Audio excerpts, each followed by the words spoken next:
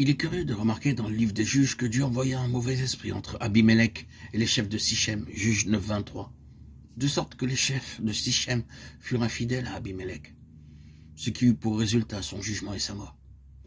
Ici, il nous est parlé de Dieu comme étant la puissance souveraine de l'univers, par la seule permission duquel les émissaires de Satan ont le pouvoir de travailler. Quand les hommes prêchent contre lui ou lui désobéissent, il n'a simplement qu'à retirer sa main et laisser les puissances des ténèbres accomplir leur volonté sur les hommes afin d'amener leur châtiment.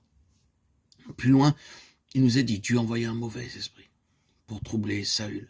C'est-à-dire que Saül refusa d'obéir à Dieu, et c'est pourquoi Dieu permit à l'émissaire de Satan d'agir librement. Car la rébellion est comme le péché de divination. Samuel 15, 23.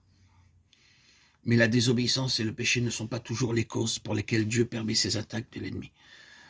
Quand Dieu permit à Satan d'attaquer Job, c'était afin de prouver aux principautés et aux puissances du royaume céleste l'intégrité et la loyauté de son serviteur à son égard. Dieu mit une limite à l'action de Satan, comme il le fait toujours, et conduisit son serviteur à travers bien des difficultés jusqu'à ce qu'il pût lui donner une double bénédiction. Nous voyons encore que Dieu permit à un esprit malin d'inciter David à faire le dénombrement d'Israël. Mais il n'aurait pas dû se laisser séduire s'il avait écouté la protestation de son serviteur Joab.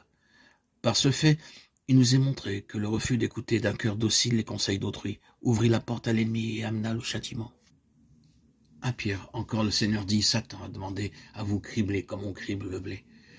Pierre n'avait pas encore renié son maître, mais il y avait en lui, à l'état latent, un terrain caché de confiance en lui-même, dont l'ennemi pouvait se servir.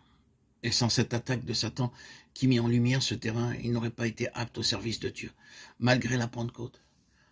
Pierre était loyal au Christ, et il n'avait pas conscience de pouvoir aller jusqu'à jurer, jusqu'à blasphémer, jusqu'à renier son maître, après ces années de communion avec lui.